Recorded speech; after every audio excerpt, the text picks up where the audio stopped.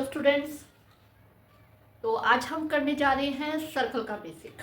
ठीक है, जैसा कि मैंने प्रॉमिस किया सारे चैप्टर्स का हम बेसिक पर डे के हिसाब से करेंगे। तो आज हमारा है सर्कल चैप्टर जो कि आपका 10th चैप्टर है, क्लास 10th क्लास का 10 चैप्टर अच्छा कॉम्बिनेशन है, क्लास 10 चैप्टर 10। ठीक है, बाकी जो 11 चैप्टर है एरिया रिलेटेड टू सर्कल, उसमें भी सर्कल से रिलेटेड ही चीज़ें आती हैं। ठीक है, तो इसका बेसिक जो है उसमें भी काम आएगा। ठीक है, तो चलते हैं सर्कल के बारे में पढ़ते हैं। सबसे पहले डेफिनेशन कि सर्कल होता क्या है। वैसे तो सब बच्चों को आई एम श्योर पता है कि दिस इज अ सर्कल। ठीक है, लेकिन ये सर्कल की डेफिनेशन क्या होती है उसके बारे में थोड़ा पढ़ते हैं, क्योंकि इससे रिलेटेड एमसीक्यूज वगैरह आ जाते हैं। ठीक है, the locus of the point, locus का मतलब होता है पाथ यानी कि रास्ता। ठीक है, the locus of the point that is equi distance from the fixed point. एक फिक्स पॉइंट से कुछ पॉइंट है जो कि इक्वल डिस्टेंस पे है। अब इक्वल डिस्टेंस पे ऐसा तो नहीं यहाँ होगा, एक यहाँ ऐसा तो नहीं है। ठीक है, दूसरा यही होगा, इसी तरह ये तो जो पॉइंट इससे बिल्कुल इक्वल डिस्टेंस पे है उनको अगर हम ज्वाइन कर दें तो वो क्या बन जाता है, एक सर्कल। ठीक है, और ये जो हम इक्वल डिस्टेंस पे ले रहे हैं ये जो डिस्टेंस है वो है रेडियस, और जो फिक्स्ड पॉइंट की हम बात कर रहे हैं वो होता है सेंटर। ठीक है, from the fixed point is known as the circle, the fixed point is called the centre. जो फिक्स पॉइंट है उसे सेंटर बोलेंगे, and the distance between fix point and the point on the circle, उस fix point और circle के ऊपर जो point है, ये जो डिस्टेंस है, ये होता है रेडियस। ठीक है, समझ आया कि अगर हम एक सर्कल की बात करें, यहाँ बना लेते हैं, एक सर्कल की बात करें तो ये एक सर्कल है। सर्कल का जो ये वाला पार्ट होता है, ये वाला पार्ट, इसे बोलते हैं सर्कमफ्रेंस। ठीक है, सर्कमफ्रेंस या पेरीमीटर। पेरीमीटर लेते हैं ना बाउंड्री को। ठीक है, तो यहाँ पे सर्कमफ्रेंस, और सर्कमफ्रेंस का फॉर्मूला होता है 2πr। ठीक है, जो भी सर्कुलर फॉर्म आएगी उसमें पाई तो। ठीक है, तो ये जो सर्कल का सर्कमफ्रेंस होता है, और ये होता है जो फिक्स पॉइंट, ये होता है सेंटर, अभी हमने पढ़ा है। ठीक है, इस सेंटर से सर्कल के ऊपर कोई भी पॉइंट हो सेंटर से, तो वो फिक्स डिस्टेंस उसे बोलते हैं हम रेडियस। ठीक है, रेडियस हो जाता है। और अगर ये पॉइंट जो है सेंटर से पास होता सर्कल के किसी दूसरे पॉइंट तक चली जाए यही लाइन, तो उसे बोल देते हैं हम डायामीटर। डायामीटर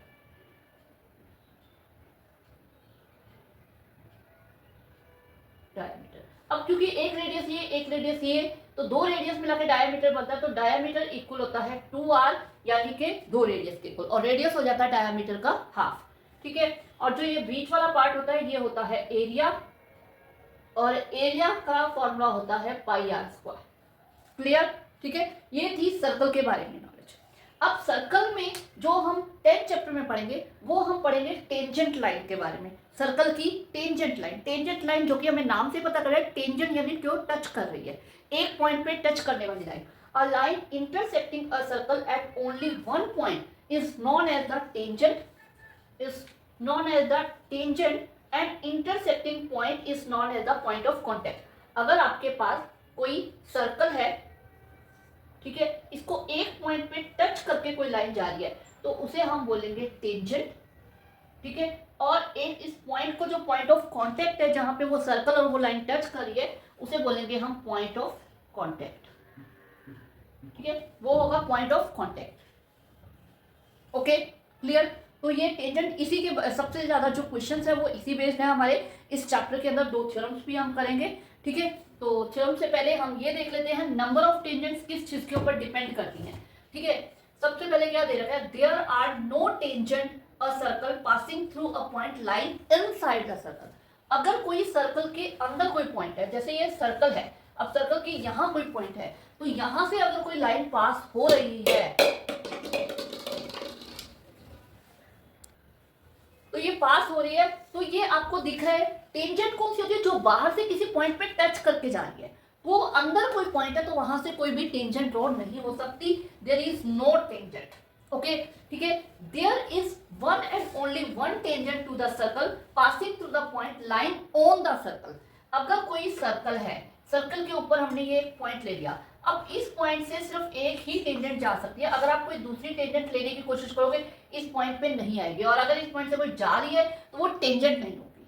ठीक है, आप देख सकते हो, आप ट्राई कर सकते हो, किसी एक पॉइंट से एक से ज्यादा टेंजेंट नहीं जा सकती।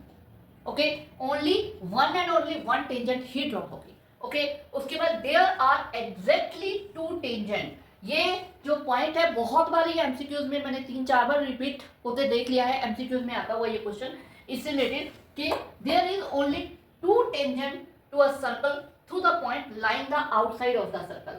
अगर कोई सर्कल के बाहर कोई पॉइंट है, ये पॉइंट है, इससे सिर्फ दो टेंजेंट, एग्जैक्टली दो टेंजेंट ड्रॉ होती है, ना उससे कम ना उससे ज्यादा, इससे दो टेंजेंट आप ड्रॉ कर सकते हो। अब देख रहे हो आप तीसरी टेंजेंट ड्रॉ नहीं कर सकते। और अगर कोई पॉइंट यहाँ पे है, आपने ये एक टेंजेंट ड्रॉ कर दी, तो ऐसा नहीं आप दूसरी टेंजेंट नहीं कर सकते, आप कहीं से भी कर सकते हो। मान लो मैंने इसके यहाँ पे पॉइंट ले लिया, यहाँ पे ले लिया, तो ये गया और ये आ गया। ठीक है, तो दो टेंजेंट डेफिनेटली होगी और दो ही होगी, उससे ना कम ना ज्यादा, एग्जैक्टली टू टेंजेंट ड्रॉ होगी। ओके, ठीक है, तो अब हम आते हैं कि इस जो सर्कल है, सर्कल से रिलेटेड टर्म्स क्या क्या होती है जो हम पढ़ते हैं। अभी मैंने थोड़ा सा तो आपको बताया, सेंटर होता है, रेडियस होता है, सर्कमफ्रेंस होता है, और भी कुछ टर्म्स है जो हम आपके 10th और 11th चैप्टर में पढ़ेंगे। तो वो कौन से? सबसे पहले आते हैं कोड। कोड क्या होती है? कोड होती है अगर एक सर्कल है, सर्कल के अंदर कोई भी दो पॉइंट को ज्वाइन करने वाली लाइन को हम क्या बोलते हैं? हम बोलते हैं कोड। ठीक है, कोई भी दो पॉइंट को ज्वाइन करने वाली लाइन को कोड बोलते हैं। अब डेफिनेटली बहुत से बच्चों के माइंड में आया होगा कि मैम अभी आपने यहाँ पे हमें ये जो डायामीटर बताया था, ये डायामीटर भी तो दो पॉइंट को ज्वाइन कर रहा है। बिल्कुल सही, डायामीटर को हम बोलते हैं लॉन्गेस्ट कोड। डायामीटर क्या क्या बोला जाता है? लॉन्गेस्ट कोड बोला जाता है। डायामीटर सबसे लंबी कोड होती है, इससे बाकी सब जो कोड्स है उनकी लेंथ इससे छोटी ही होगी या इसके इक्वल होगी, इससे बड़ी नहीं हो सकती। ओके, तो ये भी एक कोड है, बस इसे डायामीटर इसलिए क्योंकि इसमें दो रेडियस होते हैं, हमें डायामीटर को स्पेशली मेंशन हो जाता है, और ये सबसे लॉन्गेस्ट कोड होती है। ओके, ठीक है, उसके बाद आ जाता है सेक्टर। सेक्टर क्या होता है? अगर किसी सर्कल के दो रेडियस और एक आर्क। आर्क क्या होता है? अगर कोई सर्कल है, कोई सर्कल है, सर्कल के अगर कोई इस तरह से यहां से लेकर मान लो यहां तक कोई भी जो कर्व वाला पार्ट है, दो पॉइंट ले ले सर्कल के ऊपर और उसके बीच का कर्व वाला पॉइंट, उसे हम आर्क बोलेंगे, उसे बोला जाएगा आर्क। कर्व वाली बात कर रहे हैं, अगर इनको इस तरह से ज्वाइन कर दो, लाइन आ जाएगी तो ये कोड बन जाएगी। जैसे ये मैंने कोड ली है सी और टी, लेकिन इसका अगर कर्व वाला पार्ट किया जाए तो ये सीधी आर्क है। ओके, तो दो रेडियस और एक आर्क के बीच का जो पॉइंट होगा, जो एरिया होगा, उसे बोलेंगे हम सेक्टर। ठीक है, अब एक और चीज माइंड में आती है कि ये जो पार्ट है, एक सेकेंड, ये वाला जो पार्ट है, ये वाला पार्ट भी तो इन दो रेडियस और इस बड़ी सारी आर्क के बीच में आ रहा है। बिल्कुल सही कह रहे हो, ये आर्क अगर हम सीधी आर्क की बात करें तो ये भी सीधी आर्क है और ये भी सीधी आर्क है। ठीक है, तो हम कैसे इन दोनों को डिफरेंस कैसे करें? तो इन दोनों को डिफरेंस करने के लिए हमें बहुत अच्छे दो वर्ड मिले हैं, माइनर एंड मेजर। ठीक है, मैंने यहाँ पे यूज भी किए हैं माइनर एंड मेजर। जो छोटी आर्क होगी उसे माइनर आर्क बोलेंगे, जो बड़ी आर्क होगी उसे मेजर आर्क बोलेंगे, जो छोटा सेक्टर होगा उसे माइनर सेक्टर बोलेंगे, जो बड़ा सेक्टर होगा उसे मेजर सेक्टर बोलेंगे। तो इसमें भी जो ये है माइनर सेक्टर, और ये वाला जो है ये है मेजर सेक्टर। Okay, clear? इनके बीच में हम इस थीटा जो एंगल बनता है, इस चीज से लेकर इस चीज का यूज करके हम इसका एरिया फाइंड करते हैं, वो हम 11th चैप्टर में पढ़ेंगे। उसके बाद आ गया सेगमेंट। सेगमेंट क्या होता है? एक कोड और आर्क के बीच का, अभी हमने पढ़ा था दो रेडियस और आर्क के बीच का एरिया। ठीक है, अब एक कोड और आर्क के बीच का जो एरिया होता है वो होता है सेगमेंट। ठीक है, और इसमें भी सेम वही चीज है, माइनर एंड मेजर। अगर हम इस आर्क को एक्स वाई का नाम दे दें तो आप देख रहे हो ये जो है ये माइनर वाला पार्ट है और ये जो है ये मेजर वाला पार्ट। ठीक है, एक्स वाई कोड और एक्स वाई आर्क के बीच में जो पार्ट पड़ा है दैट इज द सेगमेंट। ठीक है, इसका भी फॉर्मूला हम 11th चैप्टर में पढ़ेंगे। उसके बाद आ जाती है सीकेंट। अब सीकेंट और टेंजेंट में बच्चे बहुत ज्यादा कंफ्यूज रहते हैं। ठीक है, देखो जो टेंजेंट होती है वो हम पढ़ चुके हैं, बाहर के बाहर ही एक पॉइंट पे टच करके निकल जाती है, और टेंजेंट एक ही पॉइंट पे टच करेगी, ये और डेफिनेट चीज है। लेकिन जो सीकेंट होती है, सीकेंट किसी उसके अंदर से निकलती है। अगर अंदर से दो पॉइंट के ऊपर आगे ना बढ़े तो वो क्या हो जाएगी? कोड हो जाएगी। लेकिन अगर दो पॉइंट पे कट करके जा रही है तो वो क्या होती है? Secant. The line intersecting a circle at two different point is known as secant. क्या करती है? इंटरसेक्ट करती है। कोड जो है दो पॉइंट पे रुक जाएगी, इंटरसेक्ट करके नहीं निकले, लेकिन अगर दो पॉइंट पे इंटरसेक्ट करके निकल रही है तो वो सीकेंट है, और टेंजेंट होती है जो एक पॉइंट पे टच करती है। क्लियर? ठीक है, तो अब आपको ये टर्म सारी समझ में आ गई। अब हम इस चैप्टर में दो थ्योरम भी पढ़ेंगे। ठीक है, तो थ्योरम 1 क्या कहती है, the tangent at any point, किसी एक पॉइंट के ऊपर एक टेंजेंट ड्रॉ कर रखी है, of a circle is perpendicular to the radius.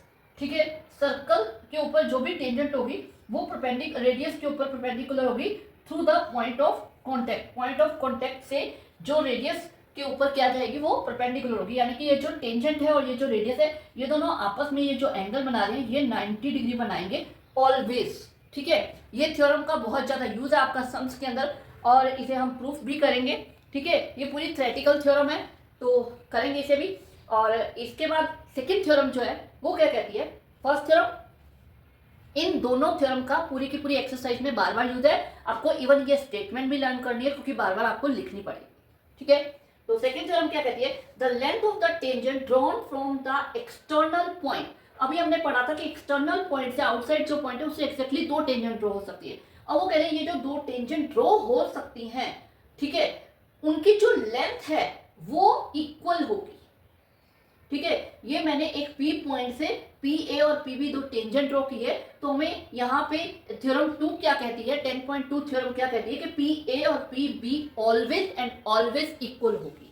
ठीक है, बहुत सारे सम हमारे इस थ्योरम को यूज करके ही सॉल्व हो जाएंगे। कभी भी जो भी हम एक्सटर्नल पॉइंट से, यहाँ पे मैंने ऐसे लिया है, अगर मान लो बिल्कुल यहाँ से हम लेते हैं तो ये और ये इन दोनों का भी, ये दोनों भी टेंजेंट का जो लेंथ है, टेंजेंट की एक्चुअली लेंथ आप आगे जितना मर्जी बढ़ा सकते हो, लेकिन वो लेंथ लेते हैं इस पॉइंट से लेकर पॉइंट ऑफ कॉन्टैक्ट तक, इतनी चीज को ही इसकी एक्जैक्टली लेंथ मानी जाएगी। ठीक है, इसके आगे तो आप जितना चाहे बढ़ा सकते हो। तो हम इस लेंथ की बात करें कि ये लेंथ ऑलवेज इक्वल होगी, यहाँ पे जैसे दिस एंड दिस। ठीक है, आप और कहीं से ले लो, मान लो आपने यहाँ पे लिया,